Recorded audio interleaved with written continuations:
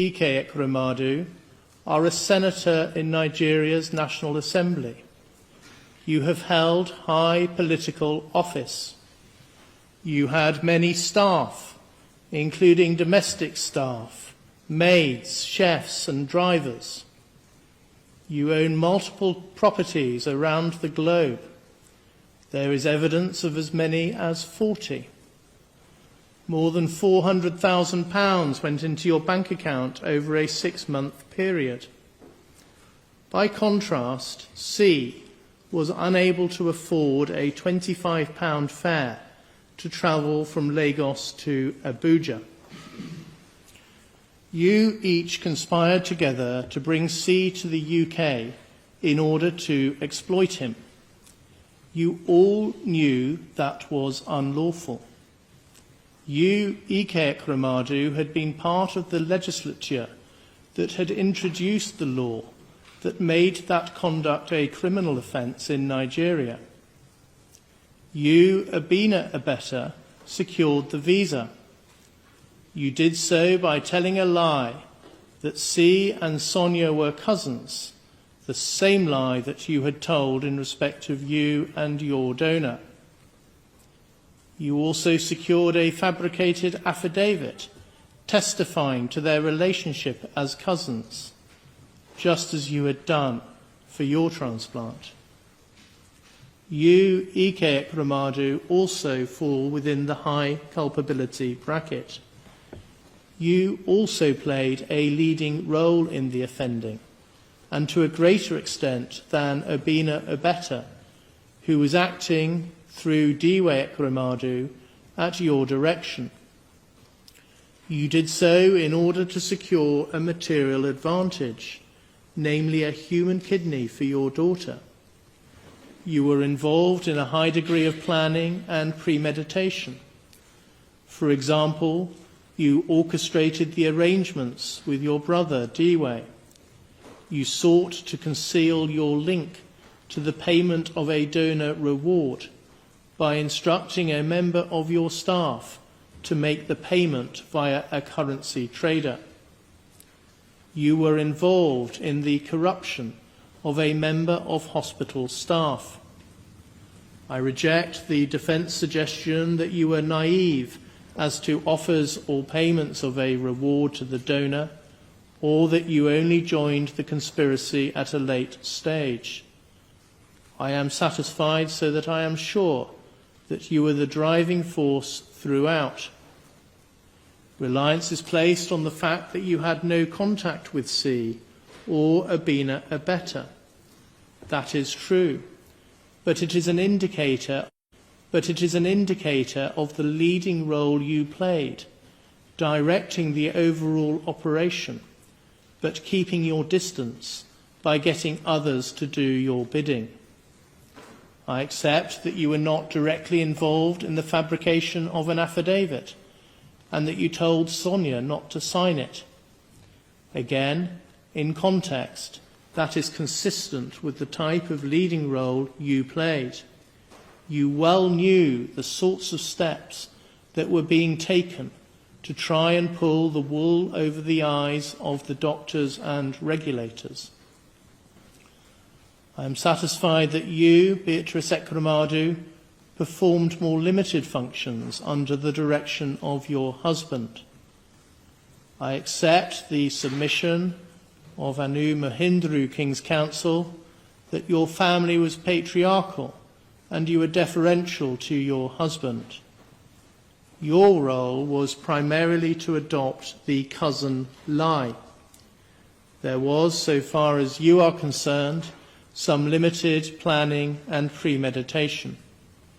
You committed the offence in the expectation of a material advantage, namely securing a kidney for your daughter. Your case falls at the cusp of lower and medium culpability. Before allowing for aggravating and mitigating factors, the applicable starting points are custodial sentences of 10 years in the case of Abina Abeta, 10 years and 6 months in the case of Ikweremadu, and 6 years in the case of Beatrice Ikweremadu. Abina Abeta, stand up, please. There are aggravating features in your case. You deliberately targeted a victim who was particularly vulnerable due to his young age, his isolation from his immediate family, and his poverty. After the conspiracy to exploit C was thwarted, you continued to try and find another person to be exploited in the same way. As against that, you have no previous convictions, and you are a person of good character. I accept that you have done much good work as a medical doctor. You also have your own serious medical condition, as someone who has himself undergone a kidney transplant. I've taken account of the medical evidence. That does not suggest that your condition cannot be adequately managed in custody. I consider that the mitigating and aggravating factors are in balance. I sentence you to 10 years imprisonment, subject to allowing for the time for which you have been remanded in custody. You will spend 2/3 of that time in custody and will then be on licence until the end of your sentence. You can sit down, please. Senator Ikweremadu, stand up, please. There are substantial aggravating features in your case. You knew that the donor was vulnerable because of his young age and his poverty. You had a profound understanding of the impact of poverty because of the work you have done for the ECOA Foundation. You gave direct instructions to ensure that tight control was exercised over C.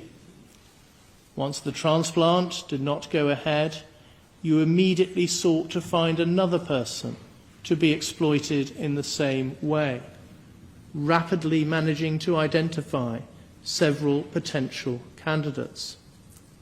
As against that, you have your own ongoing health problems. You have no previous convictions and were a person of good character. I accept Mr. Hicks KC's description of you as having exceptionally positive good character, and that your conviction represents a very substantial fall from grace. You set up the ECOA Foundation and have funded that organisation, which undertakes a very great deal of valuable charitable work to help those living in poverty in Nigeria. At trial, there was a great deal of character witness testimony, including from Archbishop Emmanuel Chukwuma, the Archbishop for the Diocese of Enugu. I have been provided with a bundle of 51 pages of character statements for the purpose of sentencing. I have read all of them.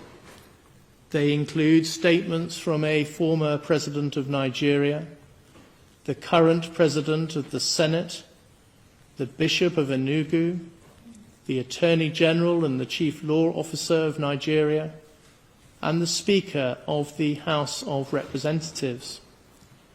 That evidence speaks to your role in helping to establish and maintain democracy in Nigeria, and also as an international peacemaker. The evidence also includes moving pleas advanced by some of those who have benefited from your generosity and good works, and also a moving statement from your daughter, Sonia. I take all of that into account. It amounts to substantial mitigation. You were motivated by the despair of your daughter's very serious illness. The weight to be attached to that factor is limited by reason of the fact that, as you recognized in your evidence, you could have sought a genuinely altruistic donation, including from a family member, albeit not Sonia's immediate siblings. After taking account of the aggravating and mitigating factors in your case, I impose a sentence of 9 years and 8 months imprisonment, subject to allowing for the time which you have spent remanded in custody. You will serve 2/3 of the sentence in custody and will be on licence thereafter for the rest of the sentence. You can sit down. Dr. Beatrice Ikweremadu, would you stand up, please? In your case, I adopt a starting point of 6 years custody. I do not consider that the aggravating factors that are present in the case of your co-defendants apply to you. You were not directly involved in the identification of the donor, and the evidence does not show that you were directly involved in the attempts to identify a further donor after the transplant did not go ahead. I take account of all the mitigating features that Mr. Mahindra KC has identified and the content of the thorough and helpful pre-sentence report prepared by Jessica Stephen of the Probation Service. You are a person of good character. You helped set up the ECOA Foundation with your husband, and you have been closely involved with its important charitable work. Much of the character evidence I have read applies also to you. You were also motivated by the desperate plight of your daughter and by maternal love. Further, in your case, I accept that although Sonia is an adult, you have substantial caring responsibilities towards her. Your incarceration will have a significant impact on her, in that she will no longer be able to rely on your presence as a source of care and support. Having regard to those factors, I impose a sentence of 4 years and 6 months imprisonment. You have spent 234 days on an electronically monitored curfew between 9 p.m. and 7 a.m. I specify that the credit period for the purposes of Section 240A of the Criminal Justice Act 2003 is 117 days. So that period shall count